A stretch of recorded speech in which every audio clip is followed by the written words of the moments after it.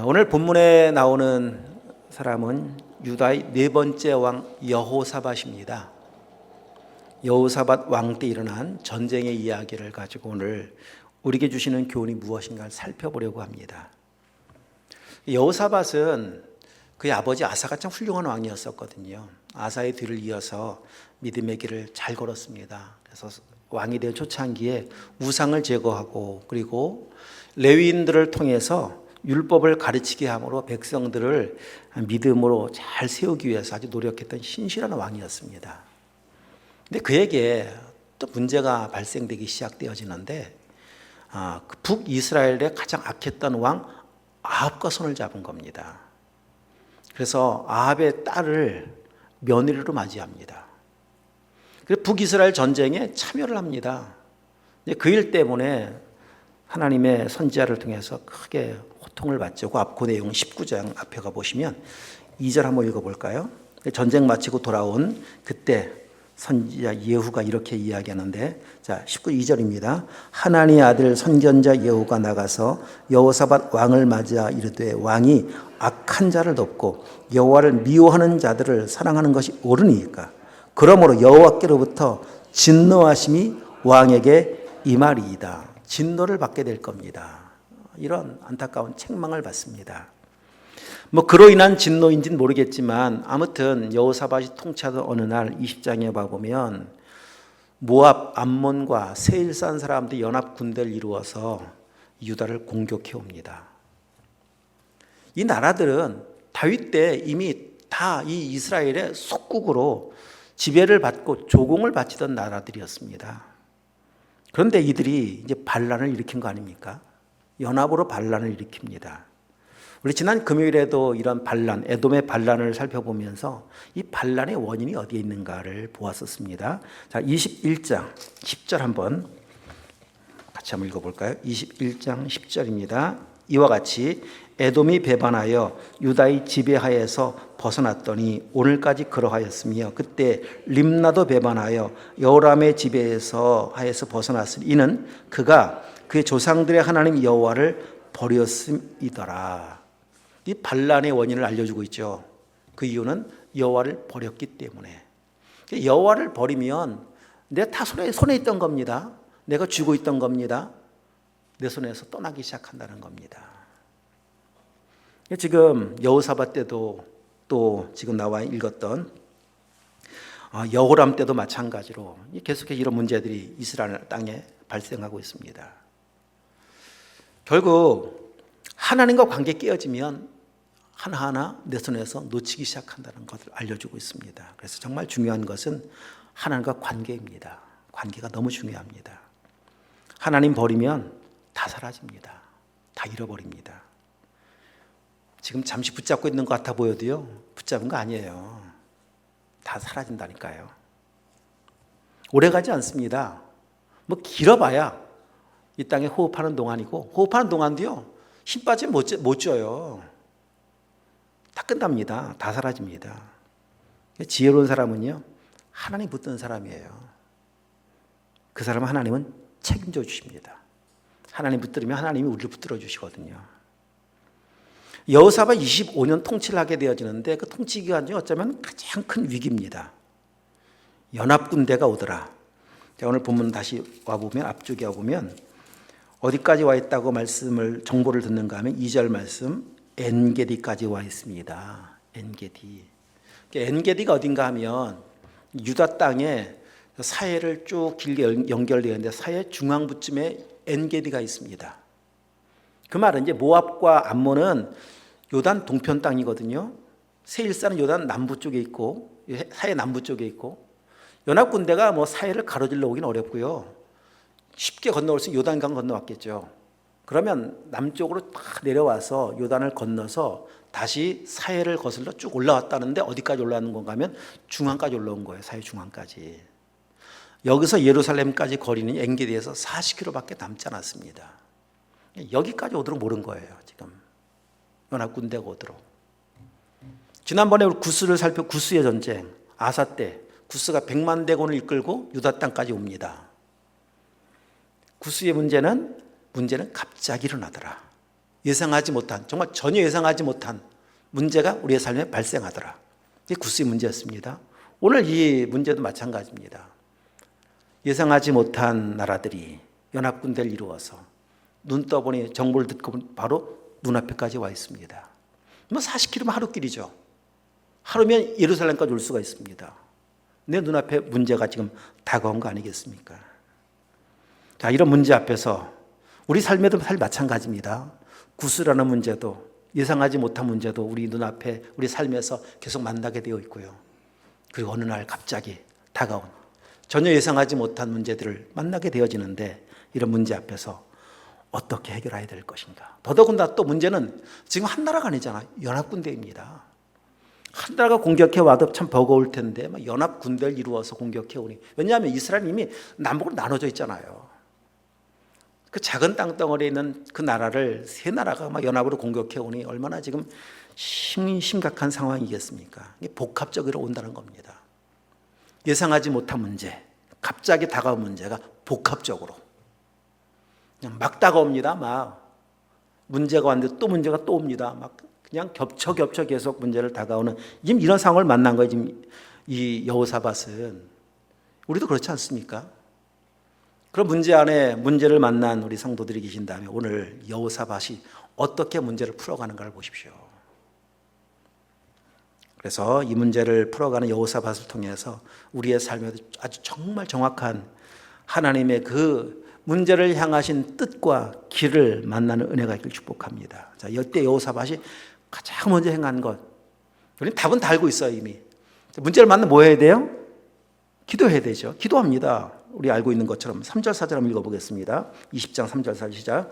여호사밧이 두려워하여 여호와께로 낯을 향하여 간구하고 온 유다 백성에게 금식하라 공포하며 유다 사람이 여호와께 도우심을 구하려 하여 유다 모든 성읍에서 모여와서 여호와께 간구하더라, 기도합니다. 아무튼 여호사밧은 두려움이 지금 가득해 있죠. 뭐 안 두렵겠습니까? 지금 이 상황 앞에서 두려움으로 가득해 있는 여호사밧이 가장 먼저 행한 것은 기도하는 것인데, 기도하는 것도 그냥 기도했다고 나와 있지 않고 금식하며 기도하더라. 또 금식하며 기도하는 것으로 끝나지 않고 선포합니다. 온 유다 백성에게 다 함께 금식하며 다 함께 기도하자고 함께 기도를 독려하는 모습을 볼 수가 있습니다. 13절 말씀에 4절 말씀 뒤에 보면은 모든 성읍에서 모여와서 여호와께 간구했다, 다 기도했다고 나와 있죠. 13절 말씀 한번 더 읽어볼까? 13절입니다. 유다 모든 사람들이 그들이 아내와 자녀와 어린이와 더불어 여호와 앞에 섰더라. 여기 보면은요, 모든 사람들이 다, 그냥 어린 아이까지 다 데리고 와서 기도했다는 거예요. 참 이 지혜를 우리가 좀 배울 필요가 있습니다. 왜냐하면 이 문제가 지금 여호사밧 개인의 문제가 아니잖아요. 이건 국가의 문제입니다. 지금 한 사람 잘 먹고 잘 산다고 될 문제가 아닙니다. 나에게 문제가 없습니까? 여러분, 사실 우리 모두의 문제는 우리 모두의 문제예요. 각자 나는 상관없다고 생각할 수 없습니다. 다 내 문제이기도 하고, 다 나와서 기도하는, 다. 어린아이까지 총동원시켰다. 여기 중요한 거 배워야 합니다. 우리 자녀들에게 어릴 때부터 기도를 알려주는 것은 인생을 살아감에 있어서 그 어떤 것보다 귀한 유산 물려주는 겁니다. 여러분, 문제를 만나서 당황하고 두려워하고 근심과 염려, 불안에 사로잡혀 막 인상 쓰면서 막 짜증내며 살지 마시고 기도를 가르쳐 주십시오. 기도하면 된단다라고 하면서 실제 기도하셔야지. 그러면은 말로만이 아니라 기도를 통해서 문제를 풀어가는 법을 보여주시고 알려주시고 살아가시길 축복합니다. 자, 문제를 묵상하지 마십시오. 하나님 바라보십시오. 여기 지금 여호사밧이 그렇게 기도합니다. 기도하니까, 아사도 기도하니까 100만 대군이 한순간 사라지는 것 같이 기도하면 승리합니다. 이 사실을 믿고 믿어지길 축복하고, 믿으면 실제 기도해야 합니다. 기도해야 되는 것은 이론이 아닙니다. 신앙은 이론이 아닙니다. 실제입니다. 기도도 마찬가지입니다. 정말 중요한 것은 여호사밧과 같이, 아사와 같이, 믿음의 사람들과 같이 실제로 나와서 기도하는 거예요. 기도할 때 여호사밧이 깨달은 아주 중요한 사실이 있습니다. 자, 6절만 읽겠습니다. 이르되 우리 조상들의 하나님 여호와여, 주는 하늘에서 하나님이 아니시니까 이방 사람들의 모든 나라를 다스리지 아니하시나이까. 주의 손에 권세와 능력이 있사오니 능히 주와 맞설 사람이 없나이다. 우리 12절 내려가 12절도 한 번 더 읽습니다. 우리 하나님이여 그들을 징벌하지 아니하시나이까. 우리를 치러 오는 이 큰 무리를 우리가 대적할 능력이 없고 어떻게 할 줄도 알지 못하였고 오직 주만 바라보나이다 하고. 기도할 때 깨달은 거예요. 세 가지로 정리해 본다면 이거 깨달았습니다. 첫 번째, 모든 것을 하나님이 주관하신다는 사실 깨닫습니다. 고백하지 않습니까? 주는 하늘에서 하나님이신데 이방 나라 모든 나라를 다스리고 계신 하나님이십니다. 모든 것을 다스리시는 분이 하나님이십니다. 그 말은 이 모든 일은 하나님의 주권 속에 있는 겁니다. 여러분, 우리 인생의 문제도 하나님의 주권 속에 속에 있다는 사실을 발견하는 은혜가 있길 축복합니다. 하나님이 주권 속에 있어요. 이 사실이 믿어져야 돼요. 그러니까 하나님이 다 주관하시는 문제다라고 하면은 그럼 제가 걱정할 게 없습니다. 이 마귀가 주관하는 거다라고 하면 걱정을 하셔야 돼요. 두려워하셔야 합니다. 왜냐하면 마귀가 주관하는 그 결과는 멸망이고 패망이고 사망으로 끌고 가는 것이지만 하나님은 오늘 나중에 고백 속에 나오지만 선하시고 인자하신 하나님의 그 일하심은 모든 것을 합력해 선으로 바꾸시는 분 아니십니까? 그 하나님이 주관하신다면 감사하고 너무 다행스러운 거 아니겠습니까? 근데 기도하면 알게 되어져요. 아, 내 문제는 하나님께 속해 있는 거구나. 이거 알게 되어진다니까요. 두 번째 알게 되는 것. 주의 손에 권세와 능력은 변함이 없으십니다. 주님은 전능하십니다. 변함없이 전능하신 하나님이십니다. 천지를 창조하셨던 전능하신 능력은 지금도 변함이 없습니다. 언제 깨닫는다고요? 기도할 때 깨닫는 거예요. 모든 것을 주관하신 하나님은 전능하신 분이십니다. 기도할 때 이 확신까지 오셔야 돼요. 그냥 오는 것이 아니라 기도할 때 주신 은혜라니까요. 그래서 능히 맞설 사람이 없나이다. 연합 군대 와도 괜찮습니다. 100만 군대가 몰려와도 괜찮습니다. 주님은 권세와 능력 있으신 분이시기 때문입니다. 그래서 마지막 결론적으로 12절 읽었던 것 같이 저는 주님 바라봅니다. 그 주님을 바라봅니다. 이 고백하는 거 아니겠습니까? 이 결론과 만나야 된다니까요. 주님은 전능하신 하나님, 주님을 바라보면 주님께서 반드시 선하심으로 이끌어 가신 하나님을 저는 믿습니다. 광야에서 불뱀을 만났을 때 하나님은 처방으로 놋뱀을 바라보게 하시죠. 놋뱀을 바라보면 살게 하셨습니다. 놋뱀이 살게 하는 게 아닙니다. 말씀이 살리시는 거예요. 말씀을 믿고 말씀하신 대로 바라보면 그 말씀하신 하나님이 살리신다. 이거 알려주시려고 말씀하신 것 아니겠습니까? 하나님 바라보면 살려주십니다. 하나님 바라보시면 승리케 하실 겁니다. 그래서 모든 것을 통치하시고 다스려 주시는 선하신 하나님 앞에 우리 기도해야 될 중요한 이유가 여기 있는 겁니다. 문제를 만날 때 기도하는 이유는 이 세 가지와 만나기 위해서예요. 내 문제는 하나님께 속한 것이라는 사실을 알게 하시기 위해서, 그 하나님은 전능하심을 믿게 하기 위해서, 그리고 결과적으로 그 하나님을 바라보게 하기 위해서 이렇게 기도하는 거 아니겠습니까? 오늘 그런 기도가 우리의 삶에 있기를 축복합니다. 그래서 문제를 만날 때 가장 먼저 해결할 것은 문제 해결이 아니라니까요. 하나님과 관계 회복입니다. 하나님을 향한 믿음 회복입니다. 여러분, 진짜 이 관계만 회복될 수 있다면 문제는 문제가 아니에요. 정말 하나님을 신뢰하는 이 믿음만 우리 마음 가운데 주어지면요, 어떤 문제도 문제가 되지 않습니다. 이런 관계 회복의 은혜가 삶 가운데 있길 축복합니다. 자, 이런 문제를 만나서 기도하니까 굉장히 중요한 세 가지 결론을 얻게 되어지죠. 이 결론까지 얻어야 기도한 거예요. 그 다음에 여기서 끝나질 않습니다. 하나님은 더 나가서 기도할 때 말씀을 주세요. 말씀. 오늘 읽었던 15절 이하의 말씀이 바로 그때 기도하고 나서 이 결론까지 얻었는데 하나님은 말씀을 주시는데 그 야시엘이라는 선지자를 통해서 말씀하시는 내용이 15절부터 17절 말씀이에요. 다시 한번 주셨던 말씀, 오늘 나에게 주시는 말씀으로 받고 한번 다시 읽어보겠습니다. 15절 17절입니다. 야시엘이 이르되 온 유다와 예루살렘 주민과 여호사밧 왕이여 들을지어다. 여호와께서 이같이 너희에게 말씀하시기를 너희는 이 큰 무리로 말미암아 두려워하거나 놀라지 말라. 이 전쟁은 나에게 속한 것이 하나님께 속한 것이니라. 내일 너희는 그들에게로 내려가라. 그들이 시스고개로 올라올 때 너희가 골짜기 어기 여루엘 들 앞에서 그들을 만나려니와 이 전쟁은 너희가 싸울 것이 없나니 대열을 이루고 서서 너희와 함께한 여호와가 구원하는 것을 보라. 유다와 예루살렘아 너희는 두려워하지 말며 놀라지 말고 내일 그들을 맞서 나가라. 여호와가 너희와 함께하느니라 하셨느니라 하매.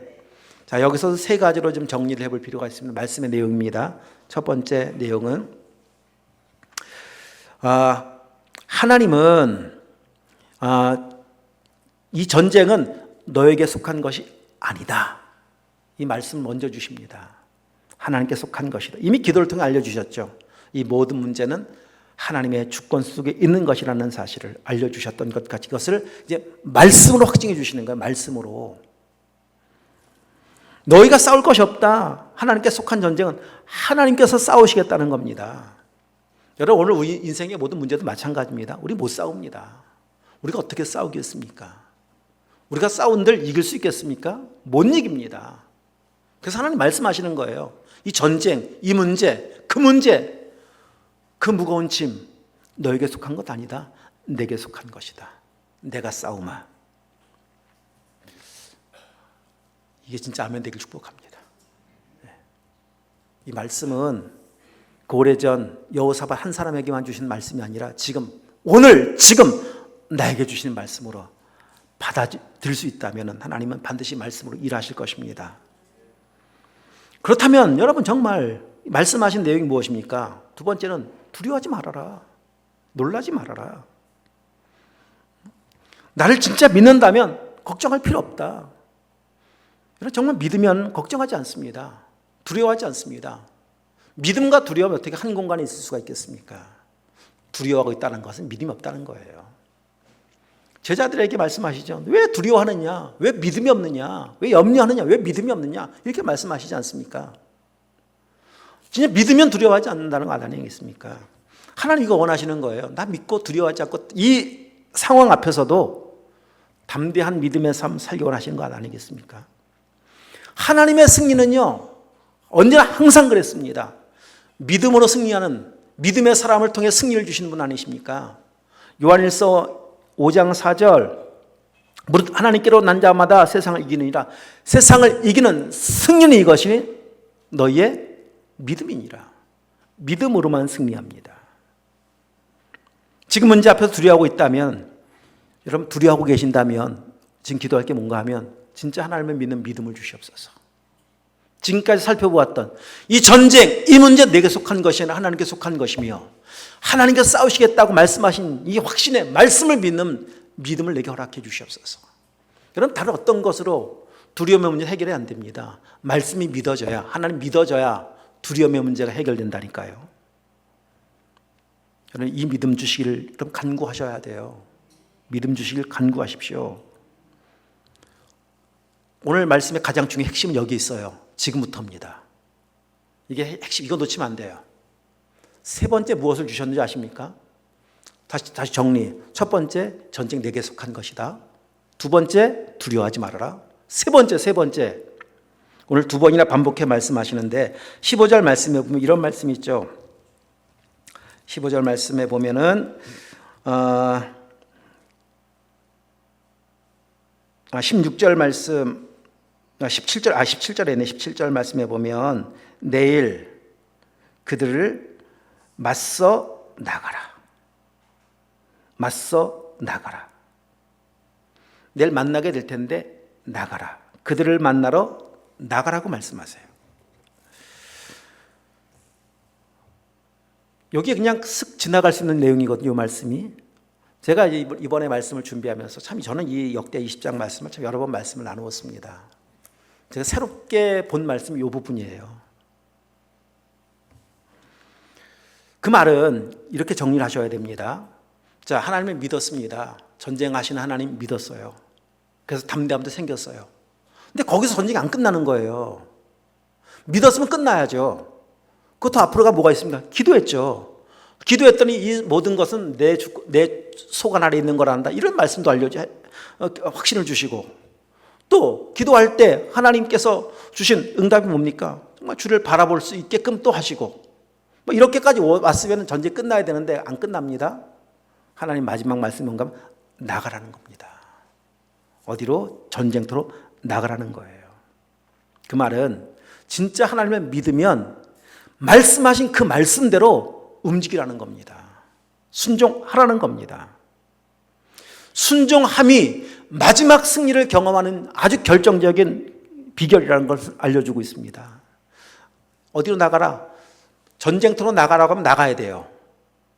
맞서 싸우라고 나가라고 하면 나가야 됩니다. 나가지 말라고 하면은 나가지 말아야 돼요. 정확하게 말씀을 듣고 정확하게 움직여야 합니다. 무조건 말씀도 없는 나가는 것, 그건 승리가 아닙니다. 그건 불순종입니다. 그건 패배입니다. 역대상 14장 말씀에 가보면은요, 여기 접어두시고 앞으로 조금 와보시면 14장. 다윗의 이야기 중에 보면은 이런 일화가 있었습니다. 역시 전쟁의 이야기입니다. 역대상 14장 말씀. 자, 블레셋과의 두 번의 전쟁의 이야기가 나와 있는데 10절 말씀, 거기 앞에 9절부터 보면 블레셋이 다윗을 치러 오죠. 그때 10절에 다윗이 이렇게 기도합니다. 10절 한번 읽어보겠습니다. 다윗이 하나님께 물어 이르되 내가 블레셋 사람들을 치러 올라가리까 주께서 그들을 내 손에 넘기시겠나이까 하니 여호와께서 그에게 이르시되 올라가라 내가 그들을 내 손에 넘기리라 하신지라. 그래서 이깁니다. 이 전쟁에서. 또 블레셋 또 공격해 와요. 13절 이하에 블레셋 사람들이 다시 골짜기를 침범한지라. 14절 말씀 또 보십시다. 다윗이 또 하나님께 묻자온데 하나님이 이르시되 마주 올라가지 말고 그들 뒤로 돌아 뽕나무 숲을 맞은편에서 그들을 기습하되 올라갈까요? 했더니 이번은 올라가지 말아라. 이렇게 말씀하시잖아요. 그러니까 이전의 경험은 올라가라고 말씀했으니까 두 번째 공격해 올 때 무조건 올라갔으면 패배하는 겁니다. 정확하게 말씀을 들어야 되고 말씀하신 대로 순종을 해야 돼요. 가라면 가야 되고 멈추라면 멈춰야 돼요. 돌아가라면 돌아가야 되고요. 이게 지금 핵심이라는 겁니다. 순종할 때 이겼다는 겁니다. 자, 여러분 복음서에 보면 베드로와 제자들을 만났을 때 베드로에게 그 제자들에게 그 어부들에게 너희들 날 따르라. 그러니까 배와 그물을 버리고 따라가죠. 근데 마가복음 5장에 보면은요 거라사 광인 이야기 알고 있습니다. 거라사 광인이 예수님 따라가겠다고 말을 해요. 근데 예수님께서 허락하질 않으세요. 집으로 가라고 말씀하십니다. 집으로 가는 게 승리라니까요. 따라오라면 따라와야 되고요. 집으로 가라면 집으로 가는 거고요. 정확하게 들어야 된다니까요. 못 들으면은 내 마음대로 살아가는 겁니다. 그래서 여러분 문제를 만나면 기도하는 게 참 중요한데 왜 기도해야 되고 또 말씀 보는 거 중요한데 왜 말씀 보아야 되는가 하면 이 결론에 도달하기 위함이에요. 말씀대로 살기 위함으로 기도하는 것이고 말씀 보는 건 아니겠습니까? 기도는 하는데 내 뜻을 이루어 달라고 그냥 때를 쓰는 것은 온전한 기도가 아닙니다. 내가 원하는 것 그냥 그걸 막 억지로 때를 써서 받아내는 것 온전한 기도가 될 수 없습니다. 기도해야 되는 중요한 이유는 내가 다 주관해. 이거 알게 하시려고. 나만 바라보면 돼. 이거 알게 하시려고. 말씀 보는 중요한 이유는 다 내게 속한 것인데 나만 믿어.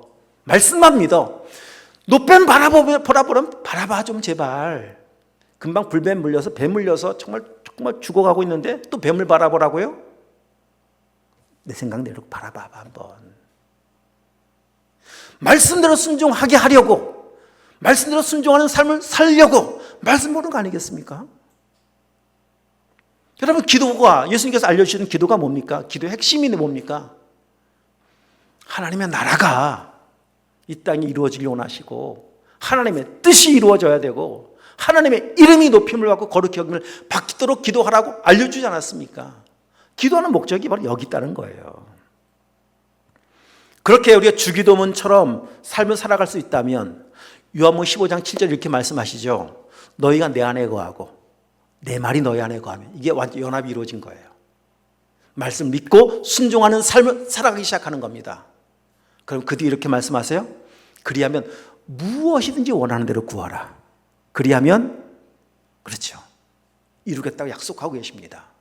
그러니까 앞에가 중요하다니까요. 우리의 삶이 말씀에 맞춰져 있다면, 우리의 삶이 하나님의 뜻에 맞춰져 있다면 하나님은 다 주시겠다요. 그것이 무엇이든 우리가 향할 것은 앞부분입니다. 앞부분. 그래서 기도하는 것이고 말씀 보는 거예요. 이 말씀을 정확하게 알고 듣고 순종하는 삶을 살기 위해서 필요한 게 뭔지 아십니까? 내 생각, 나를 빨리 십자가 넘기는 거예요. 내 생각이 남아있는 한 절대 순종 못합니다. 내가 남아있는 한 순종 못한다니까요. 자, 이 상황 다시 보십시오. 정말 기도했습니다. 죽기 살기로 기도했습니다. 금식하며 기도했습니다. 온 백성 다 모아서 기도했습니다. 어린아이까지 다 모였다니까요. 열심히 기도했습니다. 그러면은 빨리 문제 해결해 주시지. 뭘 복잡하게 전쟁터로 나가라고 하십니까? 뭐 그런 번거로운 일을 하십니까? 그냥 빨리 버리시죠. 이게 내 생각이죠. 뭘 나가라고 하십니까? 내 생각이 안 꺾여지면 순종하겠어요? 그 전쟁 나가겠습니까? 못 나가면 승리했겠습니까? 마지막 고지를 점령 못합니다. 자, 우리 여러분 잘 아는 열왕기 5장이면 나아만 이야기 알고 있어요. 문둥병자 나아만 이야기. 선지자 만나러 왔더니 엘리사 선지자가 하는 말이 요단강에서 뭐 7번 씻으래요. 그 성경 뭐 이렇게 나와 있어요.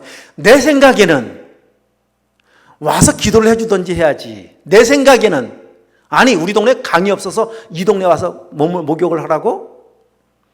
내 생각과 안 맞죠? 여러분 그 생각 못 버리면 못 고칩니다. 그 먼 길 찾아왔어도 헛수고입니다. 그 신하들이 말려서 한번 해보십시다. 그 생각을 꺾고 그 생각을 버리니까 물속에 들어가는 거예요. 그래야 승리하는 겁니다. 내가 남아있는 한 하나님의 승리가 내 눈앞에 있어도 못 경험한다니까요. 신앙이 뭡니까? 다 죽는 거잖아요. 내가 죽고 내 안에 주님이 사는 것, 이게 믿음의 출발이고 전부 아닙니까? 그 놀란 은혜의 자리에 인도해 주시려고 하나님은 연합 군대를 일으키십니다. 지난번에도 보면은 우리 역대상 21장, 역대 21장에 보면 막 마음 격동시키셨다. 그 나라 주변 나라들을 암몬을 격동시키셔서 하나님께서 그 삶에 일하시는 하나님을 좀 보실 수 있길 축복합니다. 여러분 그렇게 진짜 하나님의 뜻에 삶이 맞춰지기 시작할 때 이런 반응이 나타나는 겁니다. 자, 우리 다시 본문 오시면은 18절 19절 한번 읽어보겠습니다. 읽게 시작. 여호사밧이 몸을 굽혀 얼굴을 땅에 대니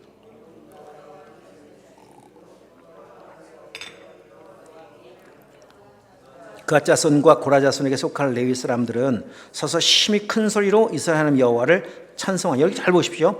여호사밧이 몸을 굽혀 얼굴을 땅에 대니 온 유다도 그렇게 하며 그 앞에 엎드려 경배하더라. 하나님을 경배하고 예배하는 태도를 보십시오. 엎드려 얼굴을 땅에 대고 경배했다라고 하는 것은 진짜 전심의 예배고 전심의 경배입니다. 그리고 찬양을 합니다. 이게 놀라운 겁니다. 이 말씀이 믿어지기 시작하니까 예배가 달라지는 겁니다. 내 삶의 뜻이 하나님과 맞춰지기 시작할 때 찬양이 달라져요.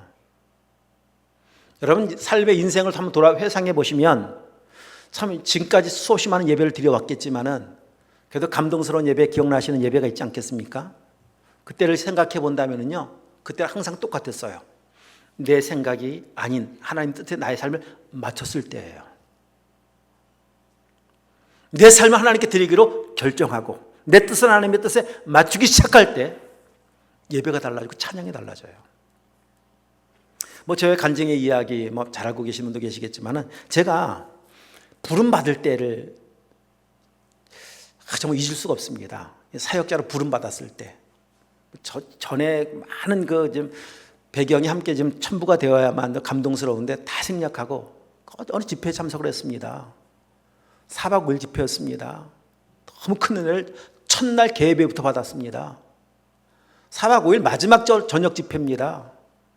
집회가 밤 12시쯤 거의 시작됐어요. 막 그런 일이 있었습니다. 서울에 가서 이 찬양을 인도하고 와서 밤늦게 도착해서, 근데 저녁 11시, 12시면 잠잘 시간인데 그때 도착을 해서 그때부터 찬양이 시작되고 찬양 집회가 시작이 됐어요. 예배가 시작이 됐어요. 한 700여 명 모였습니다. 새벽 몇 시인지 모르겠습니다. 한 서너 시 된 것 같아요. 그때까지 찬양하고 예배하고 기도하고, 저는 한쪽 구석에 그냥 진짜 막 그 임재를 경험하니까 엎드릴 수밖에 없었습니다. 납작 엎드렸습니다. 근데 4박 5일 은혜를 받는데, 계속 은혜를 받았는데 뭔가 마음에 찜찜한 한 구석이 남아있어요. 2% 부족한 뭔가가 남아있어요. 이게 뭘까 도대체? 하나님 뭐지 2%가? 뭐가 문제죠 지금 제 삶에? 그래서 정말 간절히 기도하는 중에 저의 마음 가운데 이런 감동을 주시는데, 내가 너 쓰기 원한다니까. 이 감동을 주시더라고요. 저는 이런 사인들을 여러 번 받았거든요. 계속 거부했었죠. 저는 아닙니다, 하나님. 아시잖아요. 아닙니다. 못합니다. 그때 처음으로 그 감동을 딱 받는 순간 제 입을 열어서 이런 고백을 드렸습니다. 하나님, 제 삶을 주님께 드리겠습니다. 긴 기도 아니죠. 하나님, 저의 삶을 주님의 뜻에 맞추겠습니다. 저의 삶의 방향을 하나님의 방향에 맞추겠습니다. 이 고백 아닙니까? 딱 짧은 고백이요. 저를 하나님께 드리겠습니다. 한마디 딱 하는 순간, 4박 5일 동안 눈물을 흘렸는데 진짜 수도꼭지를 팍 틀고 쏟아지는 것 같은 눈물 쏟아지기 시작하더라고요. 이거였었구나. 하나님께 삶을 맞추면은요, 하나님께 뜻을 맞추기 시작하는 순간 예배는 달라져요. 찬송은 달라져요. 왜 우리 예배가 몸이 건조하시 아십니까? 다르거든요. 방향이 다르거든요. 길이 다르거든요.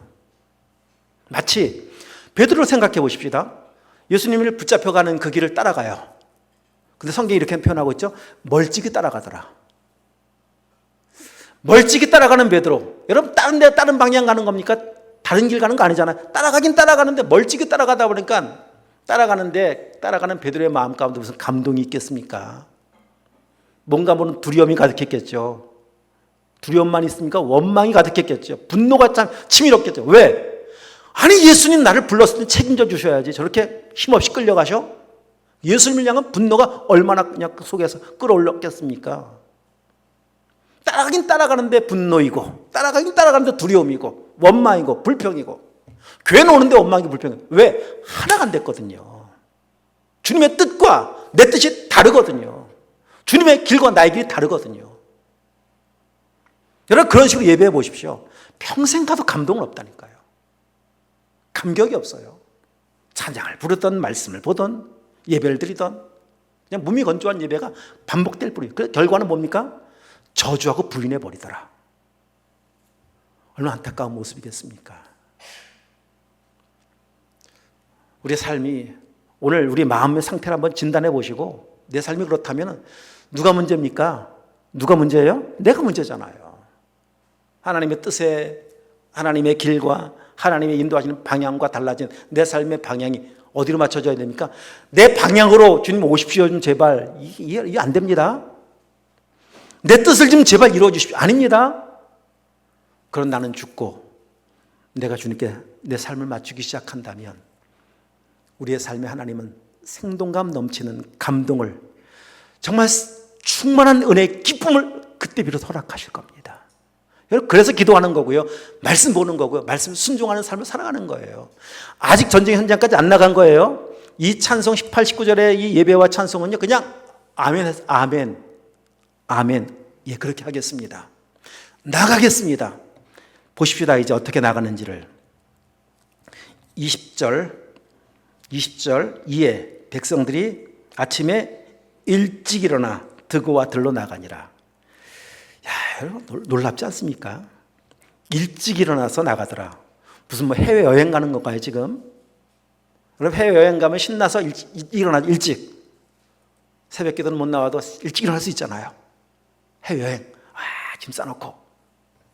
지금 그런 거 아니잖아요. 지금 상황이 전쟁터 나가는 겁니다. 그런데 그들은 일찍 일어나요. 서둘러 일어납니다. 오늘 승리하는 날이구나. 하나님이 일하신 날이구나. 그곳에 빨리 가야지. 이게 믿음 아니겠습니까? 그곳에 나간 그들의 입에서, 전쟁터로 나간 그들의 입에서 나온 찬양의 고백들. 자, 우리 다시 한번 20절 한번 읽어보겠습니다. 이에 백성들이 아침에 일찍 일어나서 드고와 들로 나가니라. 나갈 때 여호사밧이 서서 이르되 유다와 예루살렘 주민들아 내 말을 들을지어다. 너희는 너희 하나님 여호와를 신뢰하라. 그리하면 견고히 서리라. 너희 그의 선지자를 신뢰하라. 그리하면 형통하리라.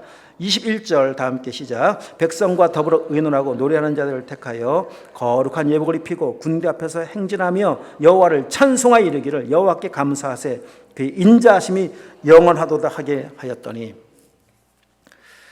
전쟁터로 나가는 사람들의 입에서 나오는 고백은 실로 놀라운 고백이에요. 여호와께 감사하세 그의 인자하심이 영원하십니다. 그는 선하시고 인자하신 하나님이십니다. 어떻게 생각해요? 이런 찬양은요, 전쟁 끝난 뒤에 불러야 될 찬양 아니겠습니까? 하나님 찬양합니다. 감사합니다. 정말 선하신 하나님 맞습니다. 인정합니다. 고백해야 될 것 같은데 지금 그런 상황이 아닙니다. 전쟁터입니다. 이 드고와 들은 예루살렘에서 약 16km 남동쪽에 있습니다. 조금 더 내려가면 이제 그 아까 만났던 그 엔게디가 나오고 이제 여기까지 온 거예요. 그 사람들도. 유다 백성들은 여기가 드고와까지 16km 내려왔고 그들은 24km 올라온 거 아니겠습니까? 거기서 딱 만나요. 자, 이 사람들이 왜 왔습니까? 이 연합군대가 전쟁하러 온 거라니까요. 시퍼런 칼을 들고 와 있습니다. 죽이려고 지금 와 있는 거예요. 그런데 그 앞에서 보여지고 있는 이들의 고백을 보십시오. 여호와께 감사하세요. 거룩한 예복을 입은 사람들 다 앞에 세우고 찬송합니다. 자, 입장 바꿔 이제 이 연합군대 입장을 생각해 볼까요? 칼을 들고 씩씩거리고 왔는데 저 앞에 사람들이 밀려오는데 노래하며 와요? 찬송하며 와요? 근데 그 찬송이 어떤 찬송인가 하면 뭐 도와주십시오, 죽겠습니다 이런 찬송이 아니라 감사를 찬양하고 있고 고백하고 있습니다. 자, 여호와께 감사하세. 주님은 선하신 분이십니다. 인자하신 분이십니다. 고백하는 그들의 눈에 눈물이 안 맺혔겠습니까? 그 얼굴 표정이 어땠겠습니까? 천사 얼굴 같지 않았겠습니까? 환한 천사의 얼굴을 한 채 눈물을 뚝뚝 흘리면서 여호와 하나님을 찬양하고 있는 그들의 모습. 연합 군대 입장에서 뭘 듣고 볼 때는 저 정신 나간 사람들이잖아요. 아니, 어떻게 저럴 수가 있지? 전쟁하러 오는 사람들이 어떻게 저러고 오지? 이해가 안 됩니다. 도무지 이해가 안 되는 삶이 그리스도의 삶이에요. 우리의 삶은요, 뻔한 삶이 아니에요. 뻔한 삶은 뭔지 아십니까? 벌벌 떨고 오는 거예요. 기죽어 오는 겁니다. 긴장하며 오는 겁니다. 그건 뻔한 삶이에요. 누구나 다 큰 문제 앞에 이렇게 반응하거든요. 그러나 생명 있는 사람들은, 말씀을 믿는 사람들은 다릅니다. 이런 반응을 보이지 않습니다. 감옥에 갇혀있던 여러분 그 사도행 16개 나오는 바울과 실라를 아시지 않습니까? 억울하게 감옥에 갇혔습니다. 매도맞았습니다. 뻔한 삶은요 거기서 불평하고 있어요. 근데 그들은 달라요. 찬송하고 있어요. 이해가 되질 않습니다. 골리앗의 입장에서 놓고 볼 때 어린 소년 다윗이 오는 게 이해가 되질 않습니다. 제가 뭐라고 지금 나한테 오르지? 이게 우리의 삶이라니까요. 언제 이런 삶이 가능하냐고요? 말씀이 믿어지면 가능해요. 이 전쟁 너에게 속한 것 아니란다, 내게 속한 것이란다 라는 사실이 믿어지면 찬송할 수 있어요. 전쟁 끝난다면 아닙니다. 전쟁 시작도 안 했습니다. 전쟁부터 나가는 그 앞에서 찬송할 수 있습니다. 여러분 보십시오. 이 찬송이 시작될 때 22절, 23절 마지막 말씀 시작. 그 노래와 찬송이 시작될 때 여호와께서 복병을 두어 유다를 치러 온 암몬 자손과 모압과 세일산 주민들을 치게 하심으로 그들이 패하였으니 곧 암몬과 모압 자손이 일어나 세일산 주민들을 쳐서 진멸하고 세일 주민들을 멸한 후에는 그들이 서로 쳐 죽였더라. 언제 끝나는가? 이 감사와 찬송이 현장에서 울려 퍼지기 시작할 때 끝난 거예요. 찬송이 시작되니까 하나님 일하십니다. 물론 하나님은 말씀하실 때부터 이미 일하셨죠. 일하심의 두 눈으로 목격하는 현장이 어딘가 하면 찬송이 시작될 때 일하시는 겁니다. 감사할 때 하나님의 일하심이 내 눈으로 보여지는 거예요. 여러분, 우리가 삶의 모든 문제 하나님의 주권 속에 속한 겁니다. 여러분 믿으십시오. 전쟁 하나님께 속한 전쟁입니다. 하나님은 지금 일하고 계십니다. 여러분 일을 보고 싶으십니까? 그걸 오늘 이 백성들과 같이 반응하셔야 돼요. 어떻게 반응하는 것이냐? 첫 번째, 이거 중요한 겁니다. 결론이기도 하고 말씀대로 순종하는 거예요. 우리의 삶에 놓여져 있는 예기치 못한 문제 앞에 하나님은 말씀하고 싶어 하시는 거 있으세요? 그 말씀을 바로 듣고 말씀하신 하나님의 뜻을 따라 내 삶의 방향을, 내 삶의 일을 행하지 않으면, 그 말은 오늘 말씀은 전제로 나가는 거죠. 순종하지 않으면 하나님의 일은 계속 유보될 겁니다. 하나님의 승리를 경험하는 일들은 계속 미뤄질 거예요. 찬송할 때, 찬송이 울려 퍼질 때 어디에서? 현장에 나가서 감사하며 그 현장으로 나갈 때 하나님은 우리의 삶에도 하나님이 행하시는 승리를 보여주실 것입니다. 이것이 문제를 만나게 하신 하나님의 뜻입니다. 우리의 삶을 송두리째 바꾸기 원하시는 거거든요. 다른 방향으로 가면서 빨리 문제 해결하려고 하는 것은 이건 바른 신앙도 바른 기도도 아닙니다. 빨리 방향을 한번 점검해 보십시오. 여러분 문제를 만나지 않고 방향 잘 안 점검하거든요. 내 뜻이 지금 하나님의 뜻에 얼마나 일치되어 살고 있는가를 잘 생각조차 하지 않습니다. 문제를 만나기 시작하면 이 근본, 본질을 생각해요. 뭐가 문제일까? 이렇게 접근하셔야 돼요. 뭐가 잘못된 것일까? 하나님의 뜻이 무엇일까? 지금 문제, 여러분 그냥 문제가 오는 게 어디 있습니까? 참새 한 마리라도 하나님 뜻이 아니면 떨어지지 않는다고 말씀하시는데 우리의 삶에 그냥 심심풀이로 오는 문제가 어디 있겠습니까? 다 거긴 뜻이 계시지 않겠습니까? 그 뜻을 정확히 아셔야 돼요. 정확히 분별하셔야 돼요. 그리고 말씀대로 그 하나님의 뜻에 내 삶을 맞추고 말씀의 삶을 맞추기 시작할 때 감사하며 찬양하는 그 일이 우리의 삶 가운데 나타나기 시작할 겁니다. 그럼 되는 거예요. 그러면 이미 승리한 겁니다. 하나님의 뜻은 바로 지금 이 모습입니다. 하나님 우리 찬송받기 원하시는데 언제 어디서 찬송받기 원하시는가 하면 지금 여기 현장과 같이 총칼 들고 칼 들고 창 들고 죽이러 오는 그 적군 앞에서 찬송하는 그 찬송 받고 싶어 하시는 거예요. 이거 기억하십시오. 한 찬송 받고 싶어 하시 언제인가 하면 그 넘실넘실거리는 홍해를 건넌 뒤에 찬양하지 이스라엘 백성들 하나님 받고 싶어 하는 찬송은요 홍해를 건너기 전 저 뒤에 애굽의 군대가 쫓아오는 그 상황 앞에서 찬송받기 원하신다니까요.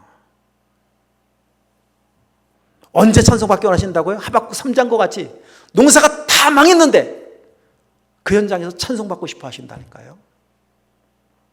다니엘과 그 친구들과 같이 풀무불에 던져졌는데 던져진 그 상황 속에서 찬송받고 싶어 하세요. 얼마나 놀라운 일을 행하셨습니까? 그건 믿음으로만 가능합니다. 여러분 그래서 살아가십시다. 기도하시고 또 말씀 보시고 말씀을 따라 살아갈 때 감동스러운 예배와 찬양이 우리의 삶 가운데 펼쳐지기 시작할 겁니다. 거기에 승리가 있습니다. 은혜가 축복합니다. 기도하시겠습니다.